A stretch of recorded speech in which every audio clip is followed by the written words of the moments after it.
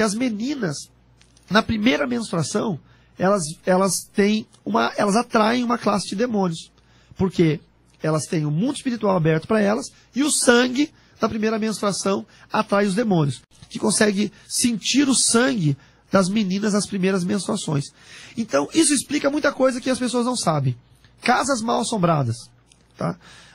Tem uma casa mal assombrada, que eu chamo de casa assombrada. Porque a casa mal assombrada é a minha, que não tem assombração nenhuma. Está muito mal assombrada.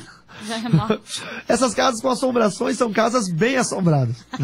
Elas são bem assombradas. Porque é um assombro, né? Então, essas casas assombradas pelo mal, que aí veio o termo mal assombrada, inverteram o termo, não são... a casa não pode ter um demônio, porque o demônio não habita em madeira, não habita em tijolo, em telha. Ele habita em seres humanos, seres vivos. Então, como que o demônio tem a legalidade para mover janela, porta, abrir chuveiro, ligar e desligar a luz? Eu fiquei uma vez num hotel que era assombrado. Aí eu deitava para dormir no hotel e ligava a luz.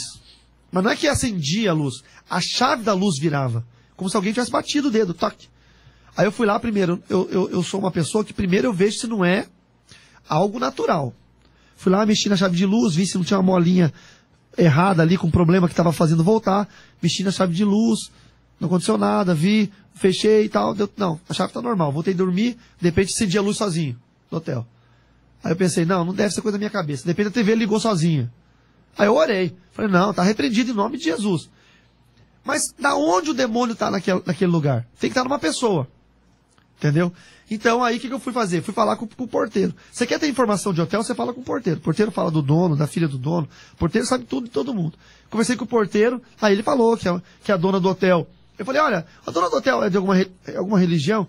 Não, ela vai aí nos lugares, ela tem... Aí eu comecei a ver cristais, comecei a ver um monte de coisa. O hotel era realmente uma pessoa que era uma bruxa. Então aquele hotel era assombrado. Como eu sempre oro nos quartos de hotel que eu chego, aí o demônio não pôde fazer uso daquele quarto onde eu estava. Mas o portal aberto era por uma pessoa. Casas assombradas é assim. Casa que abre janela, abre porta, liga chuveiro, liga TV. Normalmente tem uma criança ali. Normalmente uma menina que tem um problema. Recentemente, no meio do ano passado, no Rio Grande do Sul, uma família começou a sofrer esse problema, caía pedras no telhado. Saiu na mídia nacional, foi aqui no Rio Grande do Sul, divisa com Santa Catarina, aqui perto. Saiu que a polícia foi chamada, o policial chegou lá, e o próprio policial deu uma entrevista na TV RBS, dizendo que quando ele chegou lá, as pedras começaram a cair no telhado, não tinha ninguém atirando a pedra, e ele pensou realmente que era alguma coisa espiritual. Quando eles chamaram alguém para ajudar, chamaram quem? Parapsicólogos, que são espíritas da linhagem do espiritismo científico. Aí ele disse que era um espírito sem luz, que estava naquela casa, e daí o espírito acabou possuindo a menina. A menina subiu nas paredes. O policial falou que viu a menina andando pelas paredes. A menina, de 10 ou 11 anos, arrancou forro de madeira. Eu não sei como chama, alguns chamam matame, sei lá. Não é matame, matame é carne. Sei lá, enfim. Arrancou forro, não é forro de isopor ou de gesso que você bate e quebra. Aquele forro de madeira, a menina arrancou o forro, pulou para dentro do forro, quebrou as telhas, pulou para cima do telhado, que eles ficavam do lado de fora e a polícia auxiliando, tentando tirar a menina do telhado. Só que a menina estava possuída por um demônio. Não era um espírito sem luz, essa balela do caramba. Isso aí é coisa de, entendeu? Isso aí é coisa de espírito que quer fazer o povo engolir. Que aquilo ali é uma alma de alguém. Um espírito de alguém. Não existe isso. Aquilo é um demônio.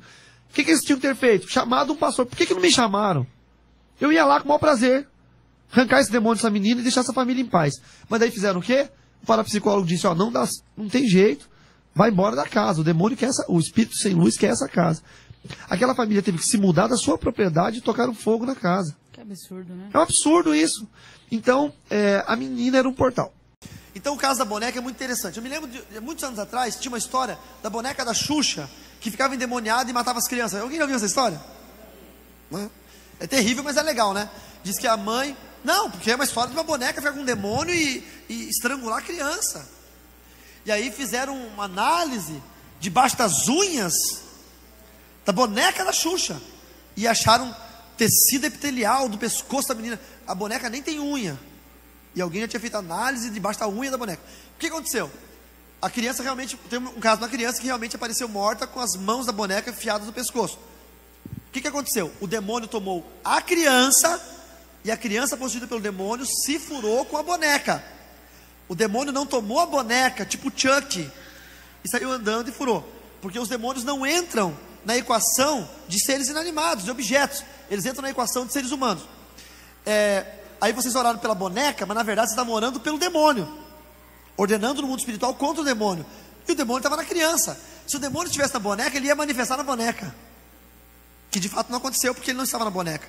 Ele manifestou na criança, porque a criança via o demônio que estava nela. E isso é uma questão de suma importância. É mais ou menos assim: o mentiroso nunca acredita em ninguém, porque ele é mentiroso, ele vê o que está dentro dele. O adúltero nunca acredita que a outra pessoa é fiel, porque ele vê o que está dentro dele. E o demônio só vê demônio, porque está dentro dele. É assim que funciona. Eu fui orar na casa de um pastor, e tremenda essa história. Nossa. E a neta dele era a deusa da família e da igreja. A neta dele subia no altar, arrebentava tudo. Eu não posso falar o nome da igreja nem do pastor, porque esse negócio aí não vai pra internet. Mas assim, era a deusa da igreja, da casa, enfim, né? E aí ela tinha uma pilha de bonecas e ursinhos de pelúcia, e tinha uma boneca que falava com ela, se mexia, andava, falava com ela, que eram essas bonecas de piano mesmo, só que ela falava autonomamente. De noite ela acordava e começava a falar com a menina acordava gritando, desesperada, a boneca estava viva. Aí me chamaram para expulsar o demônio da boneca. E eu, irmãos, nossa, meu Deus do céu, vocês querem me ver feliz? Arranje umas calças mal assombradas para mim, por favor. Porque é o que eu gosto, gente. A minha vida é isso. Aí eu fui lá. Aí entrei no quarto da menina. Aí no canto do quarto da menina tinha uma pilha de bonecas e bichinhos de pelúcia. E a maldita, a boneca, a amaldiçoada, a possuída, estava bem em cima. E para piorar, e a porta era aqui, e aqui não era bem ali. Daí o quarto fazia isso aqui, né? E a boneca estava olhando para mim aqui, para a porta. Daí eu entrei assim, olhei no quarto, daí o pastor falou: ó, a boneca é aquela ali, ó. Tipo, ele falou em tom solene, tipo, viu, boneca, agora eu trouxe um cara que vai te pegar. E eu andei no quarto, andei para cá, para lá, fui andando assim, tudo mais. E aí quando eu cheguei nesse canto, na outra parede, perto da janela, a boneca estava virada, o pescoço da boneca, ela virou, ela estava olhando para mim. O corpinho ficou com as perninhas para lá, mas a cabeça virou e me seguiu. Nossa, mas me arrepiou todo. Nossa, poxa vida. Teve um cara que falou para mim assim: mas o senhor não pode ter medo? Eu falei: o medo me manteve vivo até hoje, irmãos. Sabiam disso? Quanto mais medo eu tenho, mais vivo eu fico. Mas me deu aquele arrepio do caramba. Eu falei: já sei o que está acontecendo. Daí o nome da menininha, não posso falar o nome. Que vontade. Eu falei: menininha, pega a boneca lá. Não, porque a boneca não sei o quê. Pega a boneca lá. Se você não pegar a boneca, eu vou mandar a boneca pegar você. O que você escolhe? Eu vou pegar a boneca. Daí foi. A hora que ela pegou a boneca, meu filho manifestou o demônio nela. Aí eu anulei a força do demônio. E aí ela caiu ali anulada e a boneca do lado. E eu falei pro pastor: agora vamos ver onde é que está o demônio. Está na boneca ou está na tua filha? Na tua neta. Falei: vamos lá, demônio, onde você estiver, você manifesta de novo. A menina, e a boneca ficou ali. Entendeu? Enfim, o demônio estava na menina, não estava na boneca. Por exemplo, eu fui orar numa casa, me chamaram para orar numa casa que estava assombrada. Abria a porta sozinha, batia a janela, ligava chuveiro. E o mais interessante, chovia espiga de milho no telhado. Espigas de milho. Só que a plantação de milho mais próxima, isso aqui em Cascavel, aqui, antes de chegar em Cascavel, qual é o nome daquela? Santa Terezinha ali. Santa Teresa. E aí, a plantação de milho mais próxima da casa era 20 km de distância. Então não tinha como um vizinho pregar uma peça e catar um caminhão de espiga de milho e jogar ao mesmo tempo. Você entendeu? Não tinha como. Aí quando o cara procurou a gente, contou e tal, claro que nós não acreditamos, mas fomos lá. E passamos a noite naquela fazenda. Irmãos, é assim, tipo, o demônio ele não teve medo. Era meu início de ministério. Hoje o demônio conhece muito meu ministério, por isso que eu formo pessoas. Porque hoje as minhas estratégias, os demônios já conseguem lutar muito contra isso. Mas as pessoas que eles não conhecem ainda, são armas secretas, entendeu? Então quando você luta, o demônio não sabe como te vencer. Mas ele já me conhece há 20 anos lutando, então, ou eu me renovo todo dia, ou e não tem como uma pessoa se renovar todo dia, porque a autoridade é a mesma, enfim. Mas naquele tempo ele não me conhecia muito. E aí, só me conhecia do passado. E aí a gente chegou na casa, mas chegamos na casa, a janela começou a bater, cadeira começou a rolar, e de noite, chuva de espiga de milho.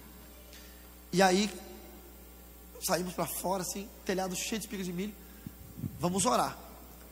Aí eu comecei a orar por fora da casa, e o meu pastor na época, o pastor Nelson Martins, ele falou assim: você está fazendo o quê? Ele me chamava de Carlão. Carlão, está fazendo o quê? Eu chamava ele de Nelson. Meu pastor: pô, Nelson, estou orando aqui. Mas está orando pelo quê? Estou orando aqui por essas espigas de milho. Ele falou: você quer que as espigas de milho virem pipoca, se converta? O que você quer? Eu falei: eu quero que nunca mais caia espiga de milho na casa do homem. Ele falou: não adianta, porque você vai orar, e se Deus ouvir tua oração para nunca mais cair espiga de milho, não vai mais cair espiga de milho, mas de repente vai cair outra coisa. Você tem que ir no problema. Eu falei: e onde é que está o problema? Ele falou: me segue. A gente seguiu, aí estava o casal tinha 3 filhas.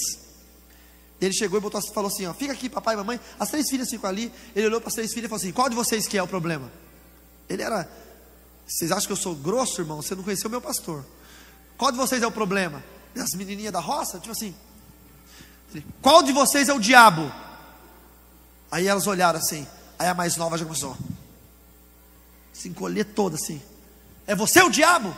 Ela: ele então cai em nome de Jesus. E pum, caiu no chão na hora. Aí o pai e a mãe ficaram horrorizados.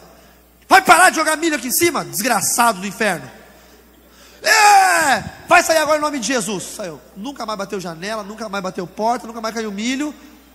Entendeu? Tiveram que fazer uma rocinha de milho no fundo do quintal, porque agora não tinha mais milho de graça na casa. Mas o que acontece? Não era a casa mal assombrada. O demônio estava naquela menina.